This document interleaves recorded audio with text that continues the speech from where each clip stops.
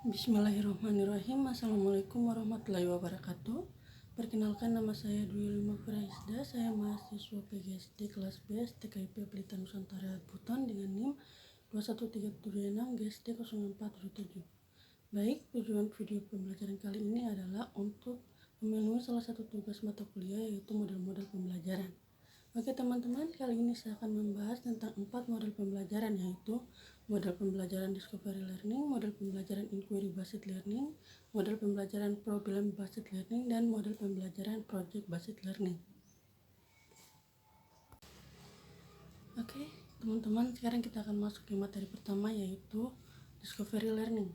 Baik, seperti yang kita ketahui bersama, discovery learning merupakan proses suatu konsep dari materi secara aktif dan mandiri untuk kemudian diperoleh suatu kesimpulan.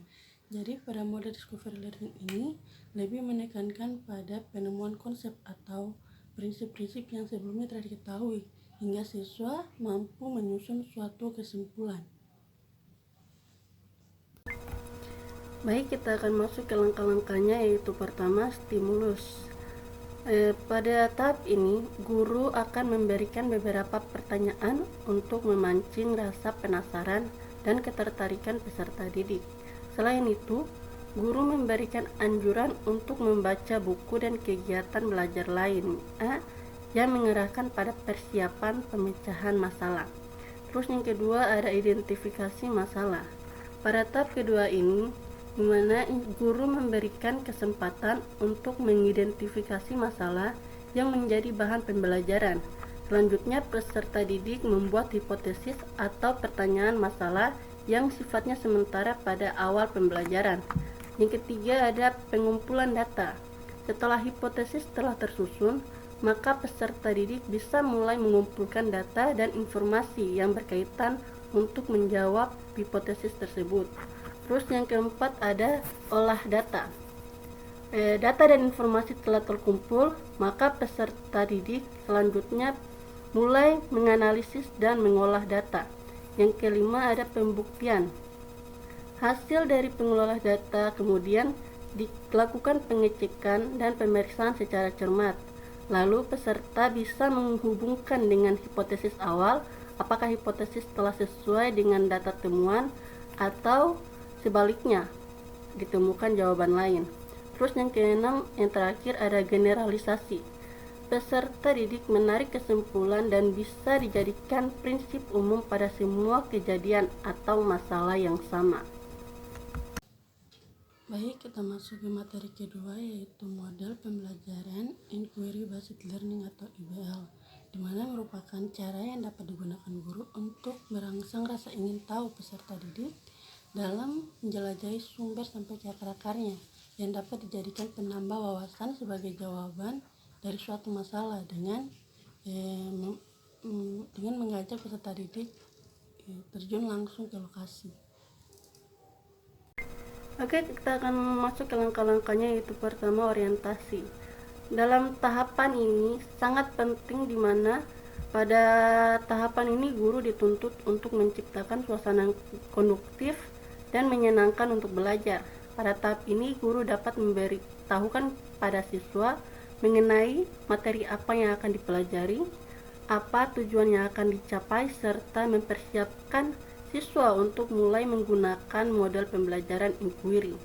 Yang kedua ada merumuskan masalah. Pada tahap ini, siswa diarahkan pada suatu masalah yang memerlukan pemecahan. Masalah dapat disajikan dengan cara yang menarik seperti demonstrasi unik ataupun dalam bentuk teka-teki, sehingga siswa tertantang untuk mencari tahu apa yang terjadi dan merumuskannya dalam suatu pertanyaan ataupun pernyataan yang kelak harus dijawabnya sendiri. Yang ketiga ada merumuskan hipotesis. Pada tahap ini, siswa dilatih untuk membuat suatu hipotesis atau jawaban sementara dari masalah yang telah disaksikannya atau diobservasinya. Hipotesis belum tentu benar, sehingga doronglah anak-anak untuk tidak takut dalam mengemukakan hipotesisnya. Guru juga dapat membantu siswa membuat hipotesis dengan memberikan pertanyaan yang jawabannya mengarah pada hipotesis siswa. Yang keempat ada mengumpulkan data. Pada tahap ini, siswa melakukan aktivitas mengumpulkan informasi yang dibutuhkan untuk menguji hipotesis yang telah dibuatnya. Dalam pembelajaran inquiry ini, tahapan ini merupakan suatu proses. Yang kelima ada menguji hipotesis. Dari data yang terkumpul, selanjutnya digunakan untuk melakukan pengujian terhadap hipotesis tadi sehingga akan dapat dibuktikan apakah hipotesis tersebut benar atau salah. Yang terakhir ada menarik kesimpulan. Kesimpulan diperoleh setelah seluruh langkah pembuktian telah dilaksanakan. Kesimpulan yang telah didapat bisa selanjutnya dikomunikasikan kepada siswa yang lainnya melalui presentasi atau maju ke depan untuk membahas presentasi. Oke, kita akan masuk ke materi ketiga, yaitu model pembelajaran problem based learning, di mana merupakan pembelajaran yang mengutamakan seberapa aktif peserta didik dalam selalu berpikir kritis dan selalu terampil ketika dihadapkan pada penyelesaian suatu permasalahan. Jadi di sini guru secara terus menerus membimbing dengan cara mendorong dan mengarahkan siswa untuk mengajukan pertanyaan dan memberikan hadiah pada pertanyaan-pertanyaan berbobot yang mereka ajukan. Dengan ini dapat membantu mendorong siswa mencari solusi atau penyelesaian terhadap permasalahan nyata, terhadap masalah nyata yang dirumuskan oleh mereka sendiri. Selanjutnya kita akan masuk ke langkah-langkahnya, yaitu pertama, penyajian masalah. Pada tahap ini, para guru menyajikan masalah atau kasus yang akan diselesaikan oleh siswa.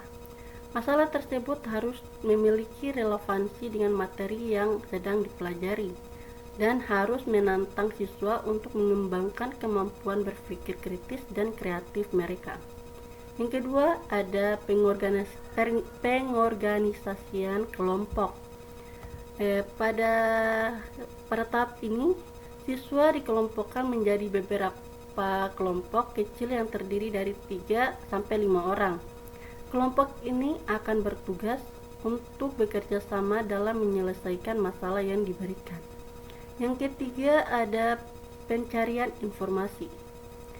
Pada tahap ini, setelah masalah diberikan, siswa diarahkan untuk mencari informasi terkait masalah yang diberikan. Informasi ini dapat diperoleh melalui berbagai sumber seperti buku teks, internet, atau sumber lain yang tersedia. Yang keempat, ada diskusi kelompok. Setelah mengumpulkan informasi, siswa diarahkan untuk melakukan diskusi kelompok tentang masalah yang diberikan. Diskusi ini harus dilakukan dengan cara kolaboratif, di mana siswa saling membantu dan memperkaya pengetahuan masing-masing. Yang kelima, ada penyusunan solusi, di mana setelah melakukan diskusi kelompok, siswa diarahkan untuk menyusun solusi atau masalah yang diberikan. Solusi ini harus didukung oleh informasi yang telah diperoleh selama proses belajar. Yang keenam, ada presentasi solusi. Setelah menyusun solusi, siswa diarahkan untuk mempresentasikan solusi yang telah disusun kepada kelompok lain. Presentasi ini harus disertai dengan penjelasan yang jelas dan detail tentang solusi yang telah disusun. Yang terakhir, ada refleksi.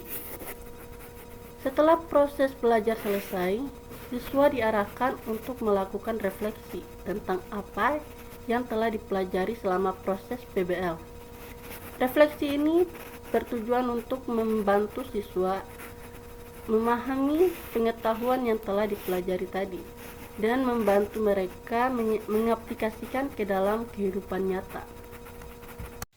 Baik, kita akan lanjut ke materi terakhir, yaitu model pembelajaran Project Based Learning atau PBL. Merupakan model pembelajaran yang menjadikan peserta didik sebagai subjek atau pusat pembelajaran dan menitikberatkan proses belajar yang memiliki akhir berupa produk. Adapun langkah-langkahnya yaitu di sini pertama adalah pertanyaan mendasar, di mana guru menyusun dan menyampaikan tema atau topik pertanyaan terkait sebuah permasalahan dan mengajak peserta untuk berdiskusi mencari solusi. Yang kedua yaitu penyusunan rencana proyek, di mana pelatih memastikan setiap peserta terbagi dalam beberapa kelompok dan mengetahui prosedur pembuatan proyek. Yang ketiga ada membuat jadwal. Adapun di sini guru menyusun jadwal pembuatan proyek dan membaginya dalam tahapan-tahapan untuk memudahkan pelaksanaannya. Yang keempat ada memonitor pelaksanaan pembelajaran berbasis proyek, di mana guru memantau partisipasi dan keterlibatan peserta. Guru juga mengamati perkembangan proyek yang dikerjakan atau yang dirancang. Jika memiliki kendala, guru bisa langsung turun tangan untuk membimbing siswa tersebut. Yang kelima ada menguji dan memberikan penilaian atas proyek yang dibuat, di mana di sini guru mendiskusikan tentang proyek yang dijalankan peserta, kemudian menilainya. Penilaian dibuat secara teratur berdasarkan standar yang telah ditentukan. Yang terakhir ada evaluasi pembelajaran berbasis proyek, di mana guru melakukan evaluasi dan memberikan masukan atau arahan tindak lanjut terkait proyek yang dijalankan oleh peserta. Oke teman-teman, mungkin itu saja materi yang bisa saya sampaikan pada video kali ini. Kurang lebihnya mohon dimaafkan. Terima kasih. Assalamualaikum warahmatullahi wabarakatuh.